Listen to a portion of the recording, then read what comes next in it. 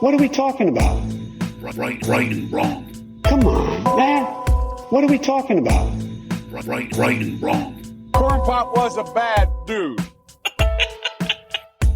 Whoa. Corn Pop was a bad dude. Whoa. Come on, man. What are we talking about? Right and wrong. Come on, man. What are we talking about? Right and wrong. Welcome to Right and Wrong. This is the show where we try to wake up the woke by talking common sense about the issues of the day. I'm your host, Brian Ruka, and with me as always is the producer of truth himself, Producer Juice. Truth Box, what do you got to say to the people out there in the Right and Wrong audience today, my friend? And there were in the same country shepherds, abiding in the field, keeping watch over their flock by night. And lo, the angel of the Lord came upon them. And the glory of the Lord shone round about them.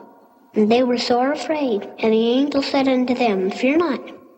For behold, I bring you tidings of great joy, which shall be to all people. For unto you is born this day in the city of David a Savior, which is Christ the Lord.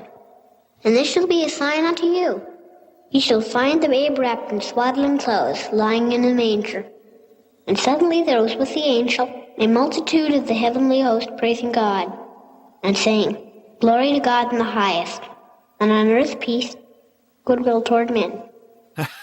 Absolutely. And that might be the theme of the show today. We got definitely have Christmas on our minds, so that one definitely fits right in. Great job, my friend. Keep up the good work with those.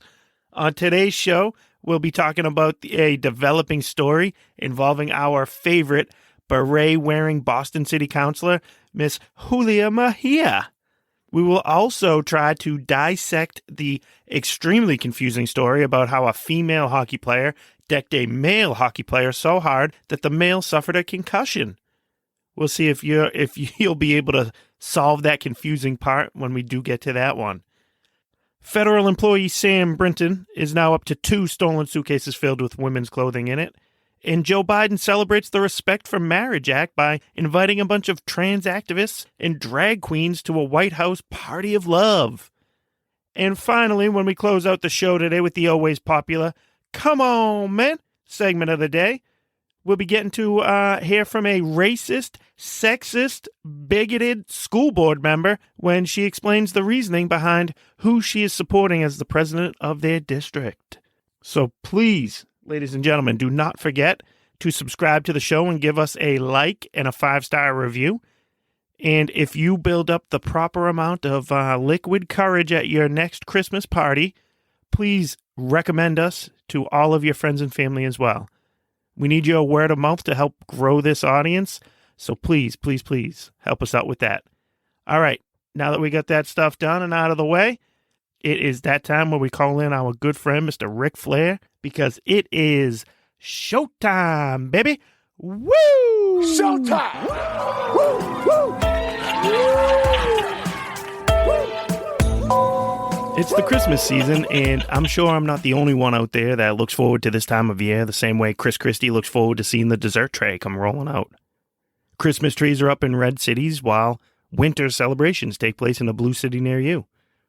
I love seeing lights and lawn decorations. I love listening to Christmas music. I love going to church and seeing the number of lit candles increase each week during Advent. There's just a little something special in the air this time of year. Most of you out there must have a lineup of go-to Christmas movies to help get you in the spirit as well. It's this little aspect of the season that I really want to focus on right now. I know I dabbled a little bit last week with the Christmas movie talk, but I just can't help myself. What can I say? Specifically, we started talking about It's a Wonderful Life. And full disclosure, I believe myself and the Truth Box over there agree that Wonderful Life is by far the greatest Christmas movie ever made. I mean, come on, what a concept that is, right? A man at the end of the line who's ready to throw it all away gets the chance to see what life would be like if he had never been born. Can you imagine how wild that would be to have that happen to you? Now, it's a movie and fantasy, I get that, but the lesson is still an important one to think about. We truly do impact each other in so many ways that we will never actually fully understand in real time. It's important to realize what each and every one of us does is somehow in some way making a difference in someone else's life. When I visited with Juice over Thanksgiving, we were discussing the show and trying to map out the vision for where we want to be. And I remember that I was kind of sulking a little bit about the number of listeners staying stagnant. I'm hoping for an increase with each episode, and we're not quite there yet. And Juice said something that I haven't stopped thinking about since he said it. He said that he could point to two people, himself and his cousin, that have started going back to church each week because of listening to my story on the podcast. And he said that if this show never goes further than where we're at now, those are two lives that I've been able to impact by speaking up and sharing my story. And to that, I say, amen, brother. And we also contemplated that maybe his brother finally decided to make an honest woman out of his longtime companion because of the moral lessons and teachings and values that we promote here on this show too. So, we might have that going for us too. One of my biggest fears is coming across a little bit as preachy. And that's the last thing I'm trying to do because Lord knows I'm not perfect. Believe me, I'm far from it. I hadn't gone to church consistently for 10 plus years up until a little more than a year ago. But what you shared with me was just by talking about that experience of going back and sharing it, I was able to help show two other people that they could do the same thing too. And that's a powerful thing. That's part of the reason the left tries to shut down talk about religion. They know that it's meant to be shared, and that's the last thing that they want. It's equally important to remember that America was a better place when bartenders talked like Nick the bartender does in the movie. Juice had me dying last week when he added that clip during post-production of the show. We make stiff drinks for men who want to get drunk fast, and we don't need any characters in here to liven up the joint. You got me? And there's another thing. Where do you come off calling me Nick? I ain't never seen you a day in my life. Now, I'm only half joking there about that part. But It's a Wonderful Life shares a common characteristic with most of the other Christmas movies out there.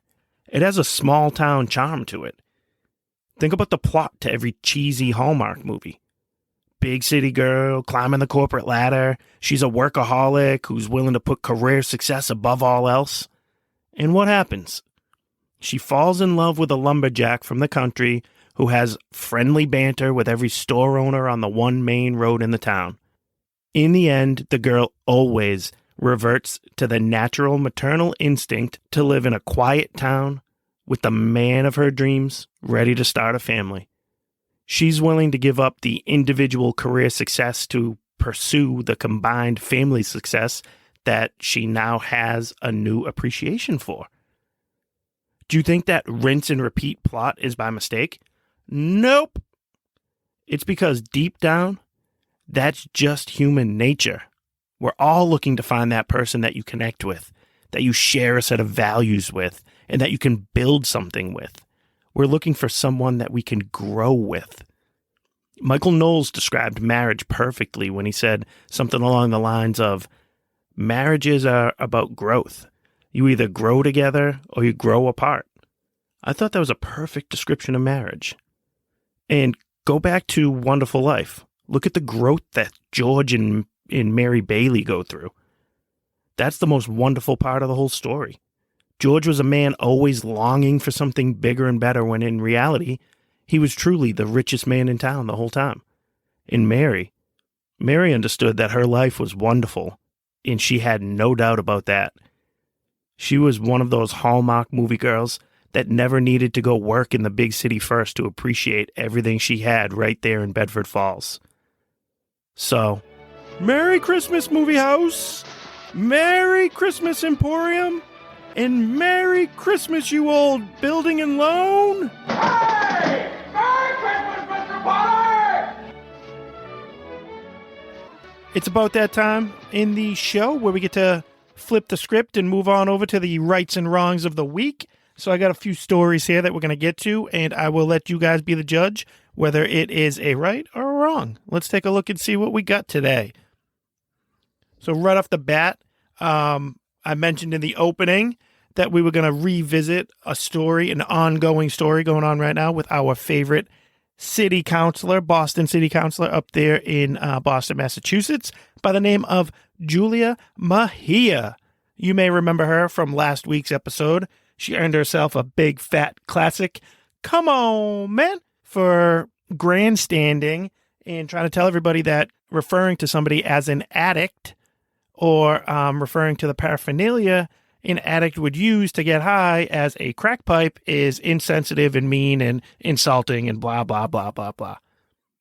You also might recall me mentioning from time to time how she has zero skills in public speaking, and she often wears a really silly-looking beret on the top of her head that actually, it's not on the top of her head. It's on the side of her head, pretty much covering an ear. Looks like just a tiny little breeze would blow that thing right off of her head.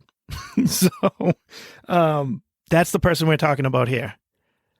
Now, what did she do? That is still up for debate. It is not a fully developed story yet, I will tell you that.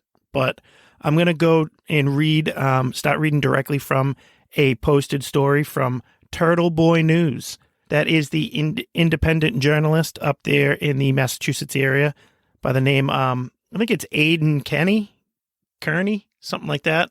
But he is a very popular blogger, journalist that's exposed a ton of shadiness over the course of the last few years up there in the good old state of Massachusetts, the protect each other at all costs types in the political scene. And Turtle Boy has exposed a lot of that stuff. So his stuff is typically pretty relevant.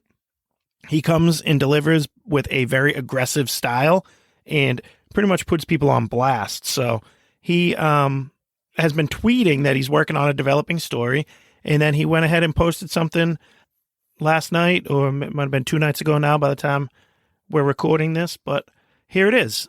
The headline on the story: Boston City Councilor Julia Mejia makes Twitter account private after being asked about allegations of drunk driving and drug use. So reading from the story, in the last 48 hours, we have been inundated with tips about looking into an alleged drunk driving incident over the weekend in Boston involving City Councilor Julia Mejia. We don't print rumors or gossip as fact, but the allegations were troubling because multiple sources within the Boston Police Department have alleged that an unnamed Boston police officer gave her a pass and allowed her to get a ride home. To be clear, we have no concrete evidence that this happened, as the city is thus far refusing to hand over body camera footage, and she was not arrested. However, the allegations gained credibility due to the volume of tips we've received about this. So I reached out to Mejia directly for comment yesterday. So that gets you guys caught up to speed. This is what's going on. Apparently, drunk driving accident, something going on like that, and the rumors are swirling that she might be involved in it. So this reporter trying to reach out for comment. He then shares the message that he sent her on Twitter. Hello, Counselor. Aidan Kearney from Turtle Boy Daily News in Worcester. I'm reaching out for comment on reposts I'm getting from sources within BPD that you were pulled over while driving drunk last night and were given a ride home by an officer. Is there any truth to this? Thanks. Then the story goes on to say, if a Boston police officer did give her a pass due to her position as a city councilor, turned off their body camera, and didn't treat her as they would a normal civilian, they'd be risking their careers. Mejia herself has been vocal about police transparency and accountability when it comes to covering crimes committed by other officers. Turtle Boy then goes on to post a link of a tweet from Mejia in the past that Mejia wrote, Boston police officers accused of crimes over the last decade have encountered a kinder, gentler justice system than the one civilians must navigate. A system where justice takes a backseat to protecting officers. We need to do better to be better. So she was very, vocal about cops helping out other cops, this, that, and the other thing, trying to cover things up. But apparently when the shoe's on the other foot, we got no comment anymore. Where's the outrage, Counselor? Going back into the story here, Turtle Boy writes, As a result of legal precedent set in court cases involving former President Donald Trump blocking constituents on Twitter, elected officials are not allowed to block people they represent. I do not live in the city of Boston, so she is free to block me all she wants.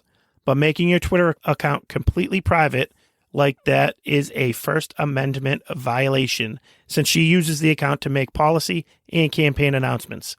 And by making it private, her constituents are unable to read things she has said in the past. It's important to reiterate that making her account private does violate the First Amendment, but it is not proof or evidence that the allegations being made against her are true. The story continues. Mejia's 3-year run as a city councilor has been loaded with controversy. She has proposed that the city stop using asphalt because it incites murder by making the streets too hot during the summer. Last year, she was criticized by a murder victim's family after she live-streamed a man's murder that occurred on her street in Mattapan. She has also been a vocal and steadfast supporter of Monica Cannon Grant, who has been charged with 18 counts of fraud in federal court. Wow. I forgot about that asphalt nonsense. Can you believe that? And I'm sure she delivered the message like this, something along these lines. We need to stop the inhumanitarian discrimination of citizens of Boston with the asphalt on our streets. Asphalt is not right. It is racist, and it makes people hot during the summer. Me, as an Afro-Latina, first ever elected in the city council, would expect more. And you will not be able to keep me quiet about the asphalt. I mean, I don't know if that impression sounded like her at all, but, you know, I have fun with it. Anyways, back to the story. Turtle Boy also mentions that Mejia is quite active on TikTok. She recently posted video from a city council meeting in which she spoke out in defense of crackheads, claiming that terms like addicts and crack pipe were harmful to those who chose to smoke crack. And that's what we used last week for the Come On Man segment. You'll all remember that one. She really struggled with the word, what was it, Juice? Debacle. Oh, yeah. The debacle, or the tobacco of the tobacco and the wacky tobacco. Yeah, she cleared that one up for us. Great job. Her look over the last 3 years has dramatically changed. This is her when she won the final spot on the city council by exactly 1 vote in 2019. And he has a picture of her in there. Since then, she has taken on the image of a self-promoting, super cringe, single mom going through a midlife crisis. She often wears a beret, as I stated, has grown her hair out, and has noticeable bags under her eyes that weren't there before. She is desperately trying to come across as a super hip counselor by documenting her service to constituents on TikTok and using hashtags like hashtag BPS Mom Squad. She tries way too hard to be cool and constantly posts dance videos with her daughter. The occasional spicy Latinx friend and geriatric boomers. Mejia made a video at her alma mater, Dorchester High School. She mentions how she skipped school all the time when she was a student and shows kids the door she used to walk out of when she cut class, in case current students wanted some tips. Maybe if she had went to class, she would have learned that asphalt doesn't turn people into murderers. Yep, and she might have learned how to say debacle. She also posts videos of herself at council meetings doing the only thing she knows how to do as a politician, virtue signaling while portraying herself as a victim due to her identity as an Afro-Latina she/her of color. The story continues by saying she also has been pushing for reparations because, as a woman of color, she's entitled to money from the government for prior injustices that she wasn't alive for. The story concludes by saying, "We are currently being stonewalled by city officials about this matter. There is no record we have seen thus far of her car being towed to a lot in B3, the district that covers Roxbury and Mattapan, nor was she arrested. But the allegation was that the alleged incident was covered up. So this is not surprising." All right. So I know I kind of threw a lot at us there. Might have been a little stumbly over some of it. I apologize for that. I'm, just an average Joe, much like Councilor Mejia there, and maybe ducked out of the side door in high school a few times when I should have been there focusing on class. But I will say, this stuff is just completely unacceptable. And believe me, not that I don't think that stuff doesn't get looked the other way at times, or that people don't deserve to be given the benefit of a doubt from a cop from time to time. I do think that's okay, and that's fine. But when you make your career on calling out the police all the time for telling people that there's a such thing as white privilege and that you're a victim because of your status as an Afro-Latina single mom trying to make it in this crazy, crazy world, it's just complete BS when you know it's the exact opposite of that. And for her to come to work, to do the stuff she does, to say the types of things she says, it's just incredible to see the shoe on the other foot and her just go silent now. And I am so sick of all of these leftist politicians that love to try to cancel culture people. They love to try to call for people to be boycotted or to be removed from office or perhaps impeached like the former president. Yet when they do something wrong, when the shoe's on the other foot, they lock their accounts, they disappear, they no comment everything, and they just wait for it to hopefully try to blow over. It worked well for Councilor Mejia's buddy there, Rachel Rollins, when she had a road rage incident in a parking lot with somebody about a year and a half ago, and it got swept out under the rug by the now governor-elect up there in Massachusetts. And where is Rachel Rollins now? State attorney for the state of Massachusetts. So I guess dodge, deflect, deny, and wait for your Democratic buddies to clean it up for you. We'll see if Julia Mejia there has enough friends in high places to make this one go away for her. Next. Drugs and alcohol have ruined my life. All right, the next story I want to talk about is, have you guys heard of this jackass by the name of Sam Brinton? He works for the Biden administration. He's that one who's completely bald, wears a mustache, redhead too, because it's a creepy-looking red mustache, and rocks lipstick, high heels, and women's clothing. Yeah, that guy. He got a job with the Biden administration, supposedly because he knows how to handle nuclear waste. That's what he is supposed to specialize in. But we all know that the guy got the job because he is a quote-unquote non-binary, whatever that means, flamboyant, dress-wearing, sexual fetish speaker, and that's what got him this job. He checked a box, he fit a quota, and he was able to be used to aggravate and annoy, conservative Republicans. And that's why he got the job that he got. So what's got him in the news these days? Well, he has now been arrested for twice stealing luggage at airports.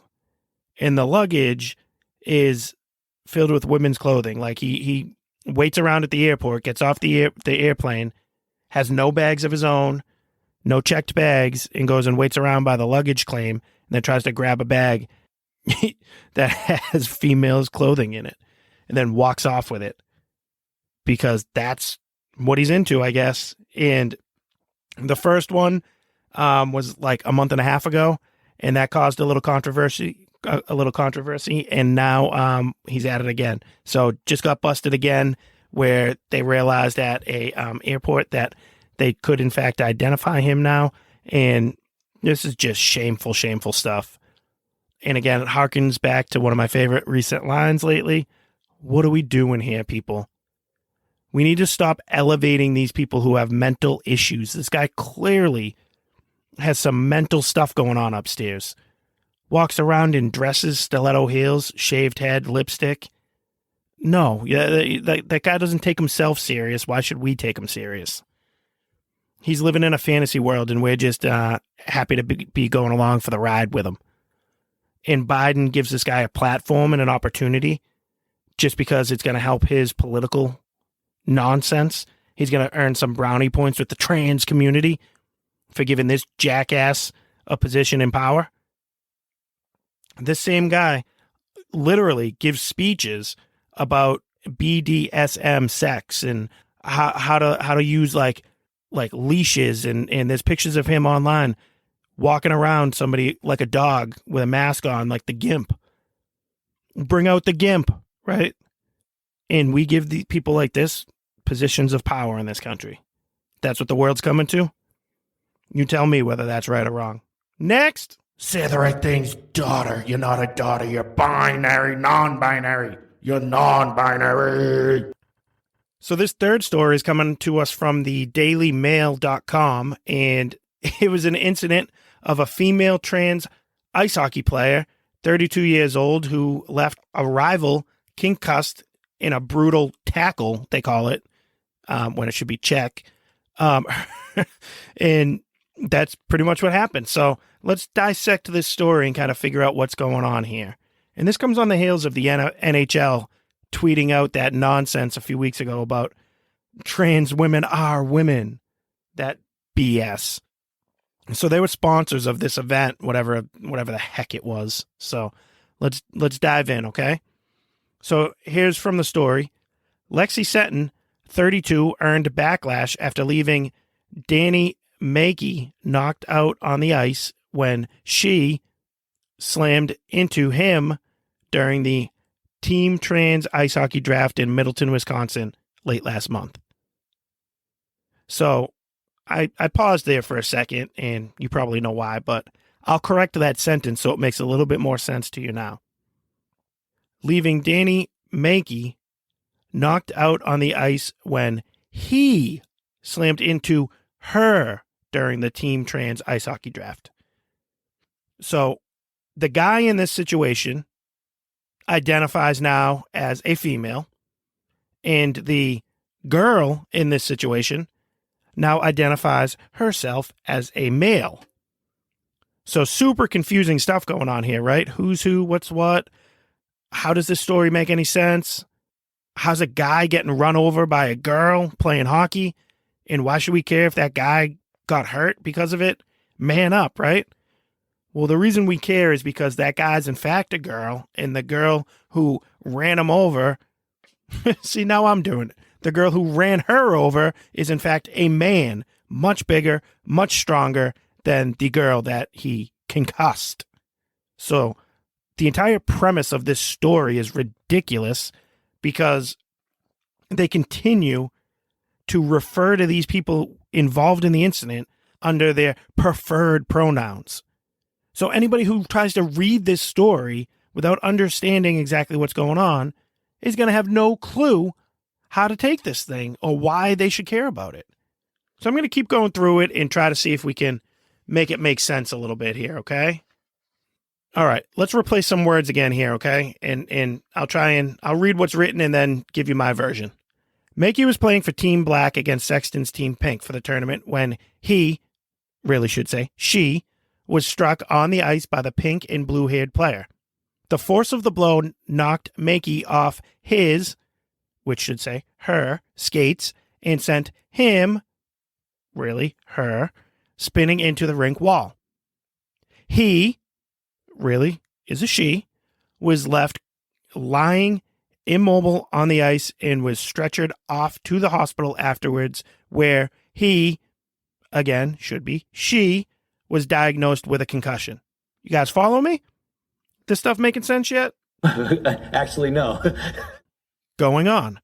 After the tournament, Mejia posted a statement announcing he, again, should say she, was okay, but gave a confused explanation of what happened. Quote, I was playing the puck, and I took a very odd fall into the boards. end quote. He wrote, again, should say she, explaining he, again, she, was concussed and left with some muscle strains, but made no mention of the hit from number 90. All right, here's some of the meat and potatoes I want to look into on this one. Again, back to the story here from the Daily Mail. Journalist Jonathan Kay watched the tournament in person and accused the NHL, Vice, and Hockey News magazine of covering up the incident, as well as what he claims was an obvious advantage enjoyed by the trans women-dominated Team Pink. Again, when they say trans women, they mean men. The NHL posted a tweet hailing the groundbreaking tournament as a model of inclusivity, but made no mention of the outcome of the tournament. Vice News sent a 5-person camera crew to record the games, but hasn't published or broadcast anything about the clash. Hockey News parroted a line from Team Trans Ice Hockey's official Twitter account saying that the arena was buzzing with trans joy for 2 solid days. No mention of results or the concussion was reported. Neither the NHL nor Team Trans Ice Hockey responded to DailyMail.com's request for comment. I love that propaganda there too, huh? That tweet that they reference in there. The arena was buzzing with trans joy for 2 solid days. I had more fans there to watch a Squirt Bees game back when I was 11 years old than these people had for a trans game they had going on. This looked like a little hole-in-the-wall rink with about 5 people in there total. So, yeah, it was really buzzing. The story goes on to say Kay claimed that the tournament's outcome was telling of the problems with transgender women, again, men, competing against biological women or trans men, otherwise known as biological women. Many scientists believe most trans women who have gone through puberty as a boy enjoy considerable physical advantages over biological women, even after beginning hormone treatment as they transition. Kay pointed out that Team Pink, which was largely comprised of trans women, again, men, not only won the entire tournament, but flattened the opposing Team Black, which had only 2 trans women, which had only 2 men. There was an enormous difference in size between the 2 teams' height, weight, shoulder width, muscles. The differences were plain to even a child. Kay quoted a member of the audience telling him, "I don't know how the teams were made," they added, "but any fan could see that this couldn't possibly be fair and that someone could get hurt, and someone did." In just the second period of the championship match, Team Pink could reportedly be heard discussing how to end the game early, with one player suggesting the game be called on the spot with the announcement that everyone won. Everyone won? That really sums up that story for you, huh?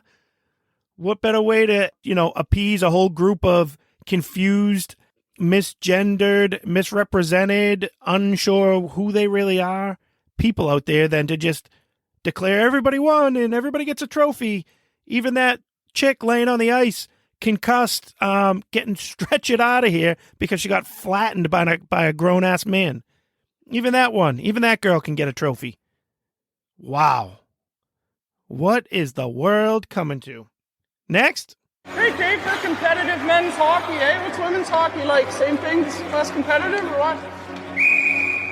All right, and let's get over to this one here. This story is coming to us from the Daily Wire, and it is a story that comes from Oklahoma, where a female high school student was beaten up very badly by a high school boy that was in the women's bathroom with her. You see the progression that we're on here? We started with Sam Brinton just wearing some dresses, stealing some lingerie. Then we go to guys that think they're girls, beating and concussing real girls while playing sports. And now we're in a high school where a girl got her ass beat by a boy because he identified as a female and was in the bathroom with her. Do you see why this stuff is wrong yet? Okay, reading from the story here in the Daily Wire, the headline says, transgender student charged for alleged violent assault of 2 girls in school bathroom. The incident occurred at an Oklahoma high school. A transgender high school student has been charged after allegedly assaulting 2 female students in the girls' bathroom at an Oklahoma high school, leaving them with injuries. The alleged incident occurred on October 26th, just north of Oklahoma City, according to the police report, which was obtained by the feminist outlet Redux. A police officer responded to the school at around 8 a.m. to reports of a fight.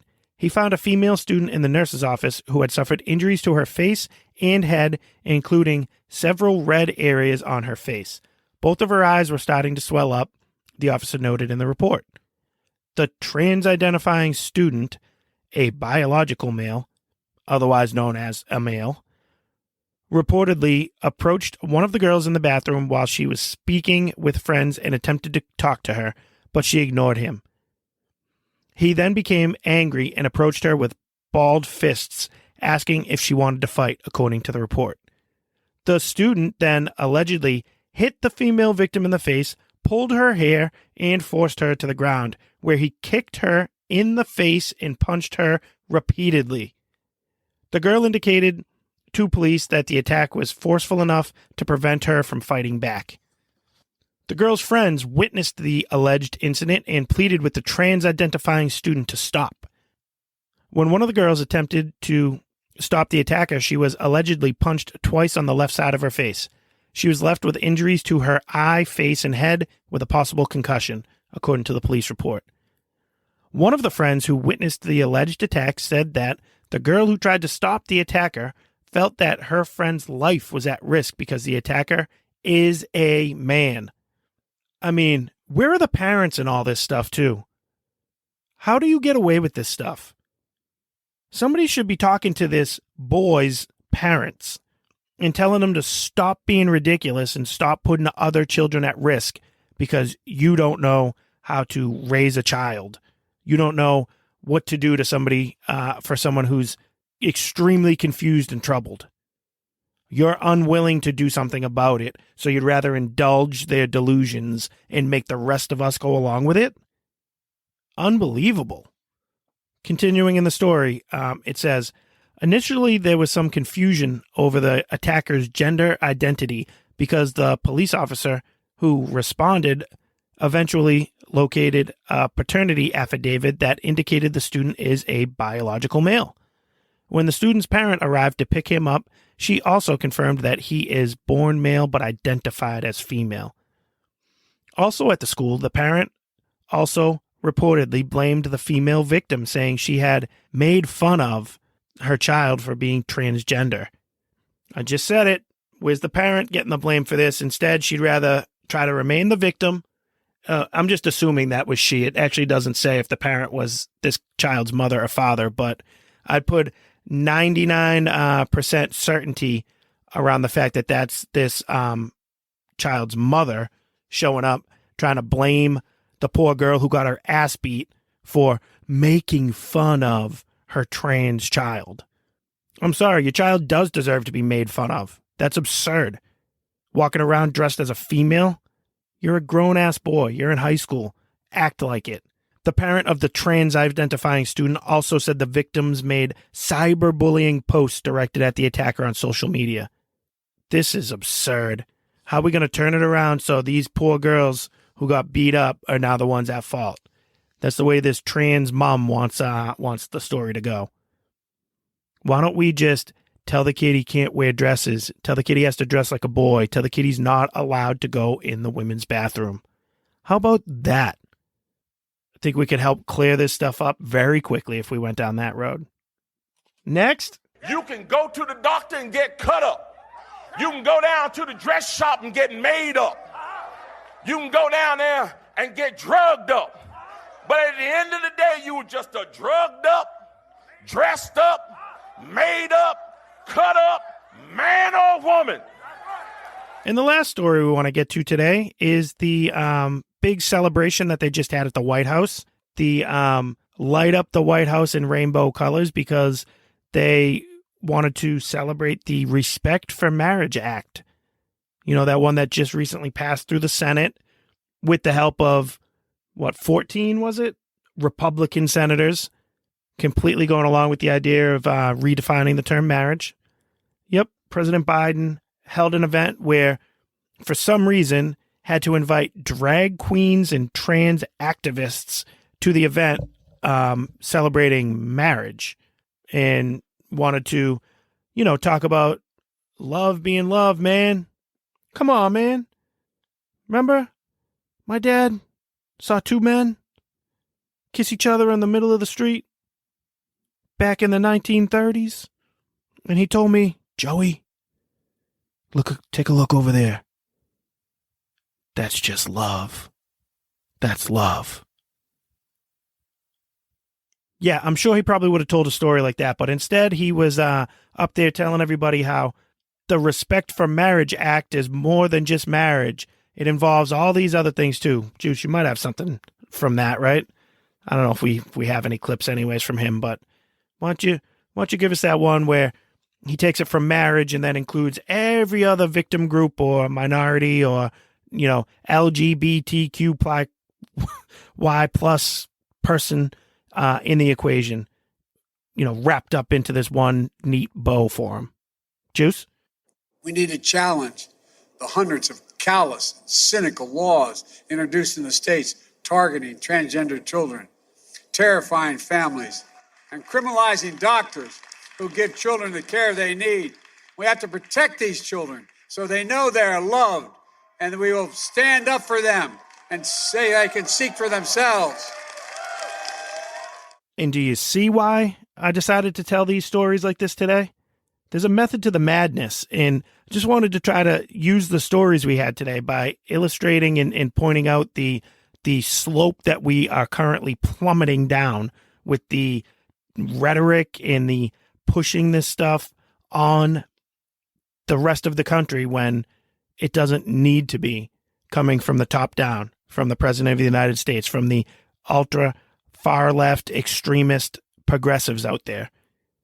See, we can do it too.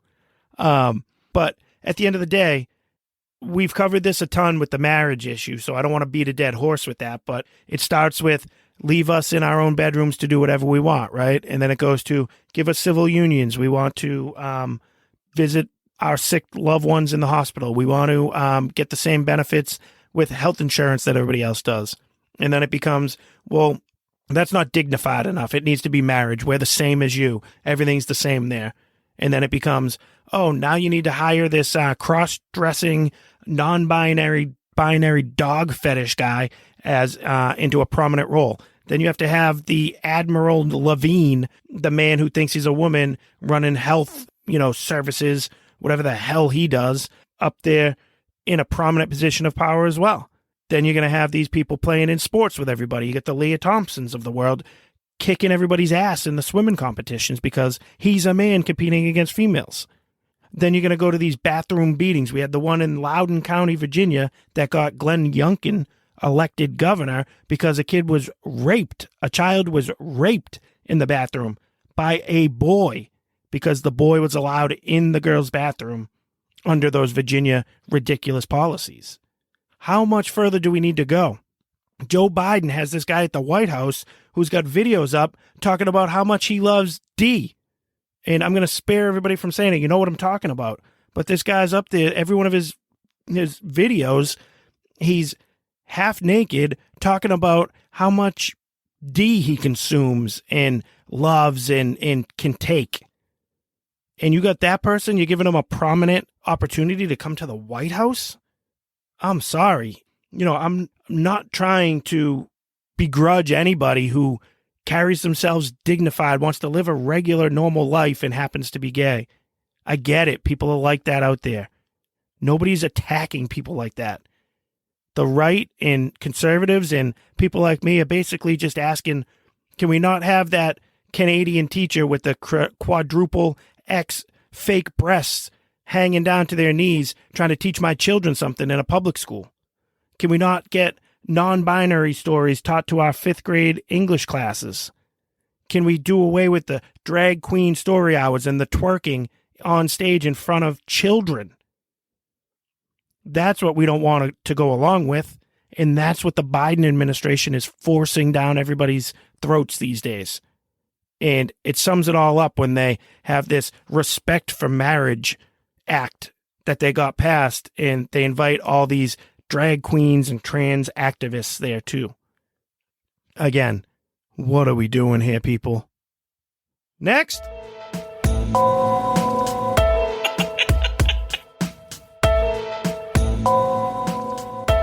So we've made it to that point in the show today where we get to highlight someone who has said something completely ridiculous, completely absurd, and the only thing we're left to say is, come on, man. So who's it going to be this week? Why don't we go to this story where it was a member of a school board declaring and announcing her reasoning for voting against the person who most people agreed was extremely, extremely qualified to lead the district as the president. So without further ado, let's hear from Megan Brock. Juice? Having said that, I believe that Mr. D'Elia would make an excellent president. However, I feel that electing the only cis white male on this board, president of this district, sends the wrong message to our community. A message that is contrary to what we as a board have been trying to accomplish. I think that it's important that we practice what we preach and that our words have strength when they are spoken, whether we speak them from the neighborhood sidewalks or from behind these tables. Mrs. Steinbeck has done an exemplary job as president these last few months, and the strength of her performance has earned her my vote tonight. Oh, man. What is a cis white male? What a moron. And what a backhanded compliment to the person she did vote for at the end of that, where she gives this whole reasoning for voting against the person who is qualified that most people would agree, would earn the vote of many on that board. So she gives all this reasoning behind it and then says, oh, and by the way, I did vote for this person because she's super qualified for it, not because she checks the right boxes of not being a cis white male. Ridiculous. And the good thing is, after the backlash from this popping off, this woman is resigning at the end of the current school year. So that's a good thing. But that mindset, that's the cancer that's within the school systems and within the woke ideology culture in general that we have to deal with on a day-to-day basis. And this, ladies and gentlemen, is why I advocate for talking about this stuff amongst friends and family when you do gather together. Bring stuff like this up because people like her think this way, but when given any kind of pushback, would quickly fold. She can't defend that position, so she avoids the topic. And then she speaks like that when she thinks nobody else is going to rebut her. That's when no one else is going to have the opportunity to directly confront the ridiculous mindset that she has. She thought she was going to be able to stand up there, grandstand, and come across as a hero because she helped the underrepresented female candidate get the job instead of the big bad cis white male, whatever she calls him. And it failed epically, thankfully. She was mocked and ridiculed into the position of actually resigning because of the backlash she faced after that video went viral. And I'm sorry, you should. The thought process behind this stuff just does not make sense. It really makes me think, and I still can't shake it. This happened a while ago now. I'd rather not identify the person who I did have this conversation with, but it is somebody that I love and respect. And I never, I haven't forgotten that when I described the group of friends my son had at our old school in the city of Boston, and all of us other parents all were in the same boat, friendly with all of us, friendly with each other. The kids were, there was a Puerto Rican, a Black Asian mixed child, a a Polynesian child and my son, the lone white guy in the group. And they all were buddies. They all got along great. Everybody, they didn't care about their races. Nobody cared. The parents, we used to joke that they were the United Nations crew. And it was funny. But at the end of the day, the kids didn't care less. But the thing that I can't shake is somebody not in that circle that I'm friends with, that I love and respect. I remember once posing the question, hey, all these kids are in the same class, same grade, all live in the city of Boston here. When they all try to apply to colleges, should those kids be able to get allowed the opportunity to get into that college before my son does because of their color of their skin? And this person looked at me with a straight face and was like, yep, yes, they should. And I was floored by that. And I still think about it all the time. And, you know, I'd love to revisit it at some point, because I don't know if it was just, hey, I don't want to get into it with you right now. I'll just say that and walk away. Or if that person truly, truly, truly deep down believes that. Because I would say that they don't, but they're so invested in that woke progressive mindset that that's the type of stuff they will say. And that's what it made me think of watching that video of that school board member saying she's not going to vote for the guy that could have this position just because he's a guy and he's white. So for that ridiculous school board member, you, my friend, have earned yourself one big, fat, classic. Come on, man. And that's our show for today. Thank you guys so much for joining in, for listening. And remember, give us a 5-star review and like and share the show. And with that being said, I have nothing else for you today except thanks for having me. The Right and Wrong Show is produced by Juice. Executive producer, Juice. Audio mixer is Juice. Hair by Skull Shavers. Wardrobe and makeup by Ashley Ruka. Right and Wrong song created by Juice. The Right and Wrong Show is copyright 2022 from Brian Ruka.